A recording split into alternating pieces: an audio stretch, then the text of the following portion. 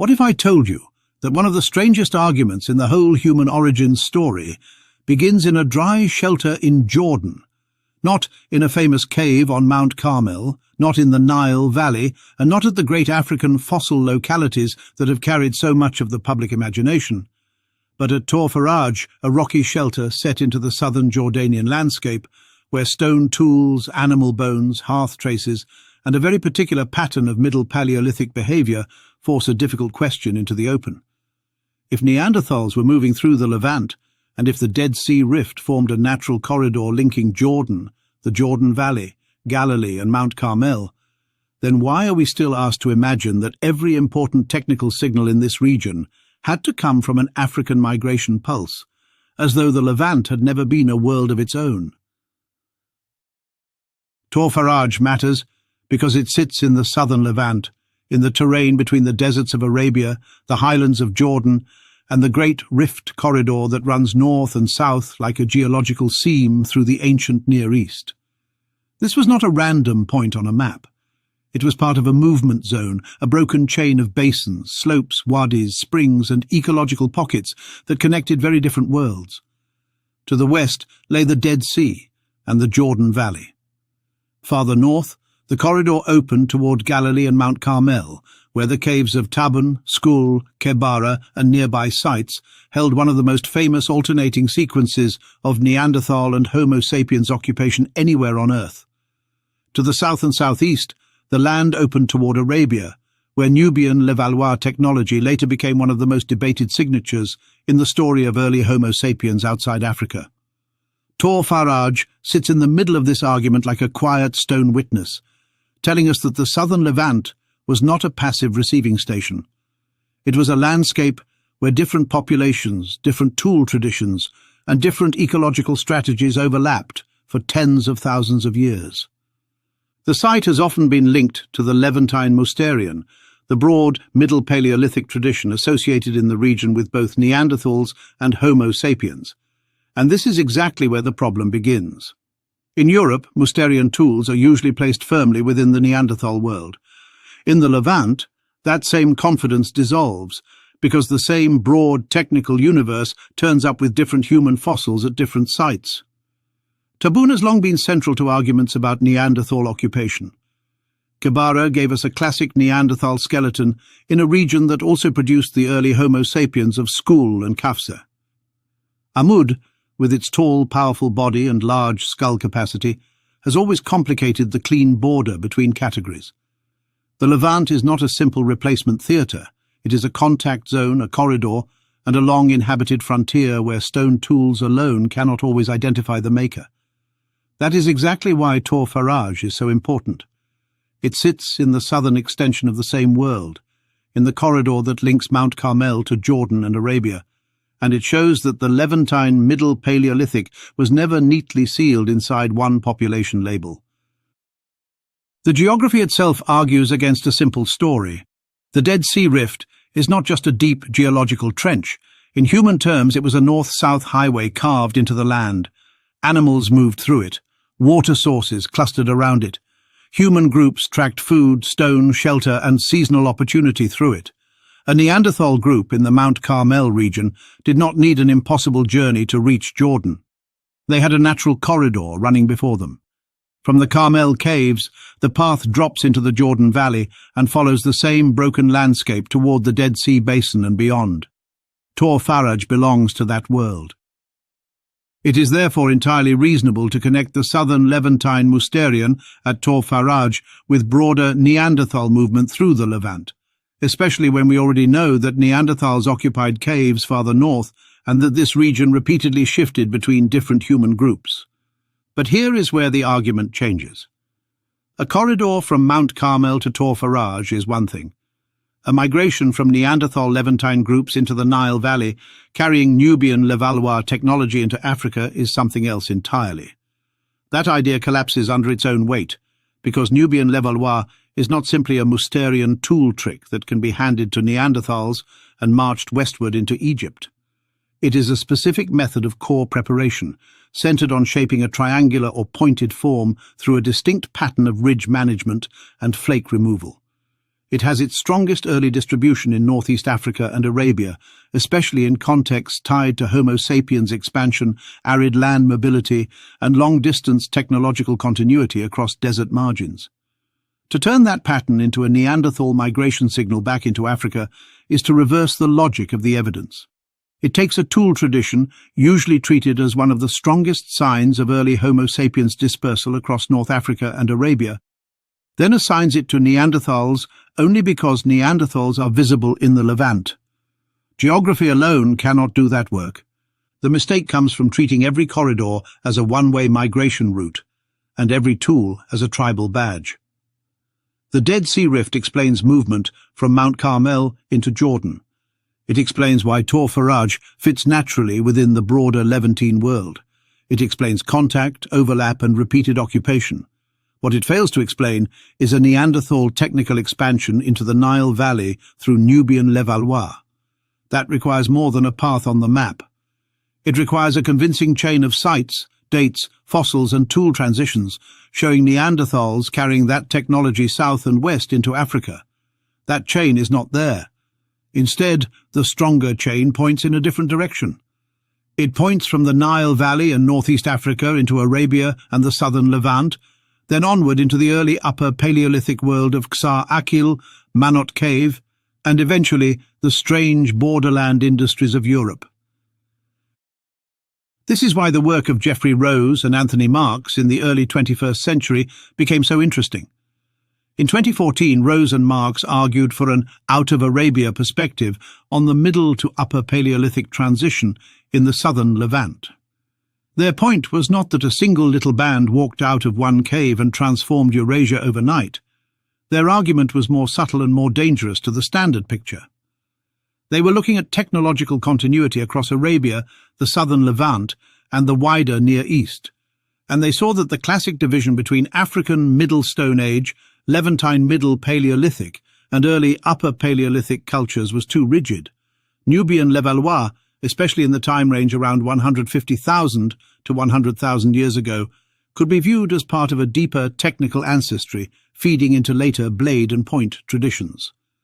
In that framework, the Emiran of the southern Levant and northern Arabia, dated broadly between about 100,000 and 50,000 years ago, depending on site and sequence, was not a sudden miracle. It was a development from earlier prepared core technologies already present in the broader northeast African and Arabian zone. That single point changes everything.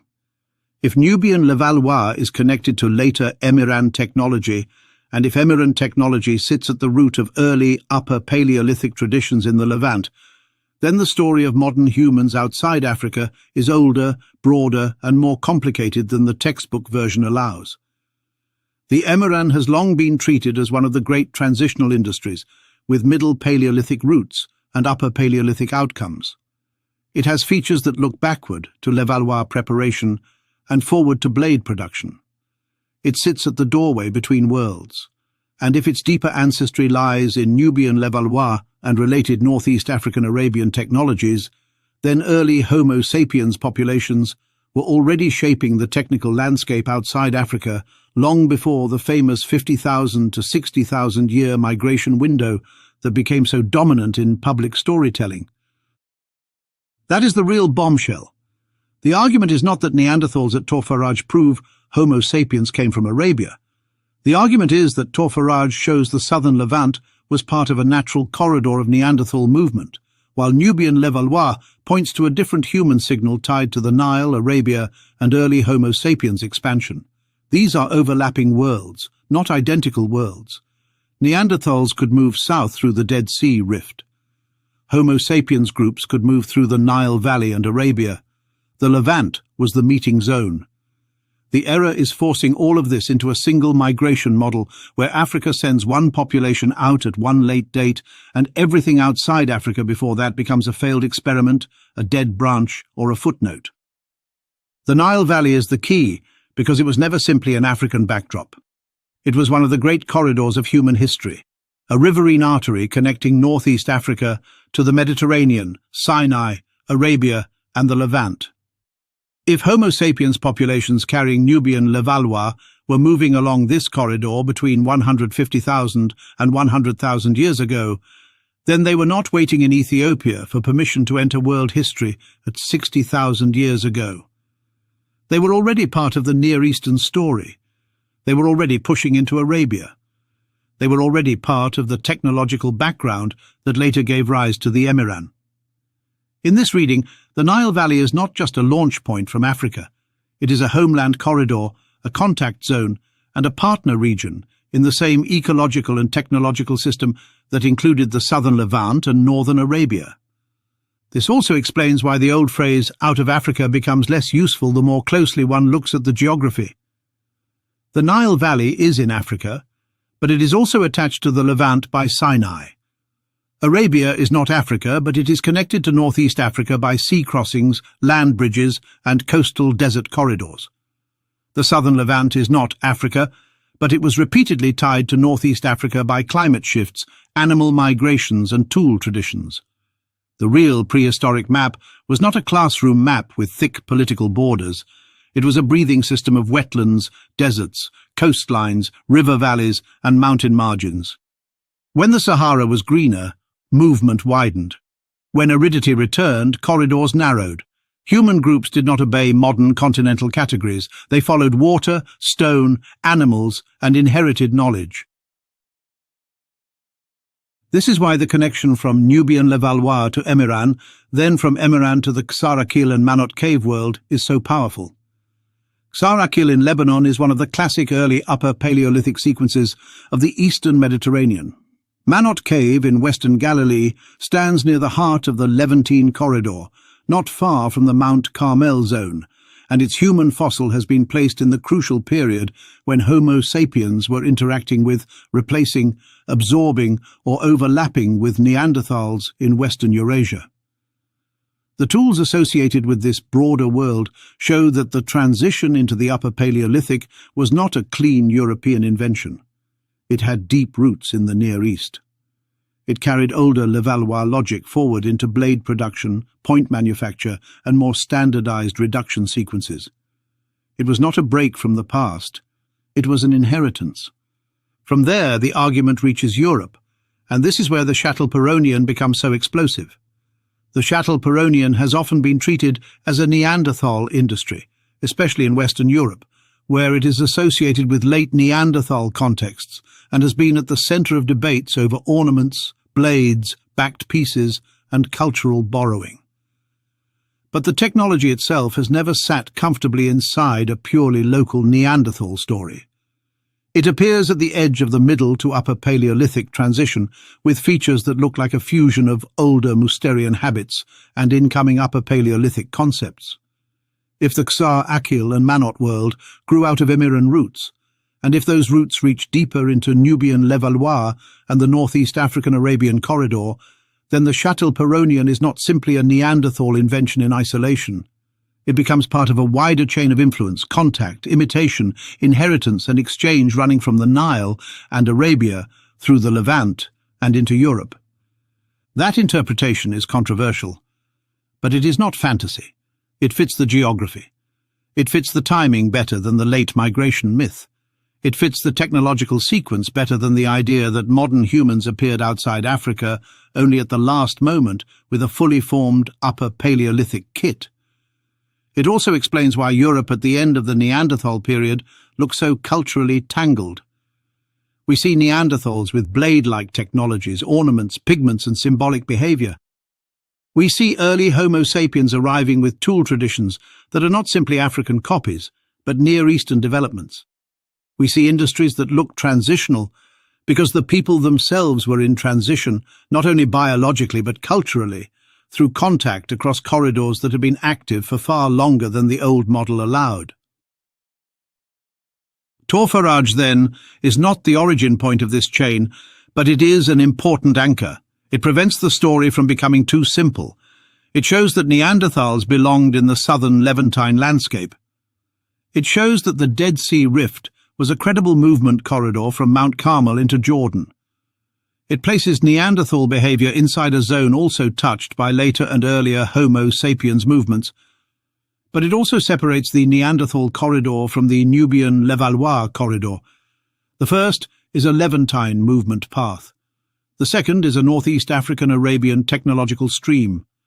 Confusing them creates an artificial story in which Neanderthals wander into the Nile Valley carrying a tool system better explained by Homo sapiens populations already active across that region. This is where the standard out-of-Africa timeline becomes strained. For years, the dominant public version said that modern humans left Africa around 60,000 years ago, swept across Eurasia, met Neanderthals, absorbed a little ancestry, and then rapidly replaced everyone else. That story had the clean shape of a school lesson, which is exactly why it survived so well. But between about 2015 and 2020, the field became far more open. Discoveries and reinterpretations pushed Homo sapiens outside Africa deeper and deeper in time. Mislia Cave placed modern human presence in the Levant well before 100,000 years ago. Jebel Irhoud pushed the age of early Homo sapiens in North Africa toward 300,000 years ago. Arabian sites showed repeated occupation across climatic windows. Nubian-Levallois was increasingly discussed not as a simple African marker, but as part of a trans-regional technical system. The neat 60,000-year exit was no longer a secure foundation. It was a simplified genetic shorthand masquerading as a complete archaeological story. During that period, serious scholars openly questioned the clean timeline. The older model did not vanish, but it became less rigid. There was room to talk about multiple exits, failed exits, early successful expansions, structured African populations, back migration, Arabian refugia, Levantine continuity, and the possibility that the real ancestry story was a braided pattern rather than a single arrow. The phrase failed migration began to look like a rescue device, a way of acknowledging early Homo sapiens outside Africa while keeping the late replacement story intact. Every early site could be accepted, then neutralized. Yes, they were outside Africa, but they supposedly went extinct. Yes, they had tools, but those tools supposedly led nowhere. Yes, they reached the Levant, Arabia, even farther east, but they supposedly left nothing important behind. It was a strange compromise. Admit the evidence, but deny its consequences. Once a model becomes attached to virtue, challenges to it begin to sound suspicious before they are even examined. A technical argument about Nubian-Levallois becomes entangled with geopolitics. A discussion of Homo sapiens in the Nile Valley or Arabia 150,000 years ago becomes treated as if it were an attack on shared human origin. A critique of the 60,000-year migration window becomes misheard as something far darker, even when the argument is really about tools, fossils, corridors, and chronology. The result is not an official ban. It is a narrowing of acceptable speech.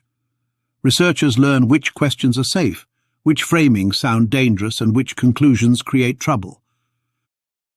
But archaeology cannot be protected by making it less honest. Human origins were not simple. The deep past was full of movement, mixture, isolation, replacement, survival, and return. Homo sapiens did not step onto the world stage from a single spot at a single late date. Neanderthals were not a sealed European species waiting to vanish. Arabia was not an empty desert. The Nile Valley was not a side corridor. The Levant was not a waiting room. Tor Faraj, Mount Carmel, the Dead Sea Rift, Nubian-Levallois, the Emiran, Ksar Akil, Manot Cave, and the Châtelperronian all belong to a larger, more uncomfortable map. It is a map where populations met long before the official story prefers, where technologies crossed boundaries, and where the roots of the Upper Paleolithic stretch back into a world older than the standard replacement narrative allows. This is the real meaning of Tor Faraj.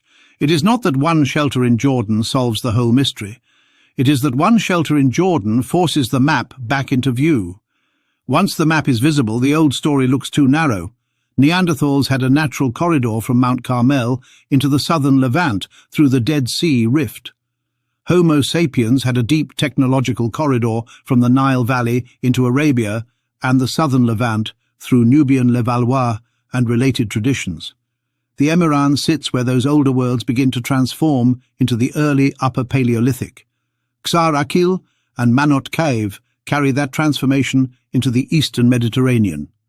Europe receives the shockwave, and the Châtelperronian becomes one of its strangest echoes. This is not a story of a single migration, it is a story of corridors colliding, and that is why the old timeline cannot hold its old power. If Homo sapiens were shaping the Nile Valley, Arabia and the Levant, with Nubian Levallois-related traditions between 150,000 and 100,000 years ago, then they were outside the narrow Ethiopian launch point long before the classic exit. If those traditions feed into the Emiran, then the roots of the Upper Paleolithic in the Near East are far older than the late migration model admits. If the Emiran feeds into the Xar-Akil and Manot world, then Europe's cultural transition was not born in isolation. And if the Châtelperronian reflects that wider contact zone, then even the last Neanderthals were living inside a cultural field shaped by Homo sapiens movement far older than the standard story allows. Thank you for watching. The deeper we look into the corridors of the Levant, the harder it becomes to believe in a simple line drawn from one African source to the rest of the world at one late date. Tor Faraj, Mount Carmel, the Dead Sea Rift, the Nile Valley, Arabia, Xar-Akil, Manot Cave, and the Châtelperronian are not scattered fragments. They are pieces of a hidden route, a route older than the textbook story, older than the safe version, and far more human than the myth of a single clean beginning. The question now is not whether the old timeline needs revision. The question is, how much of the old story was kept alive because it was true, and how much survived because it was useful?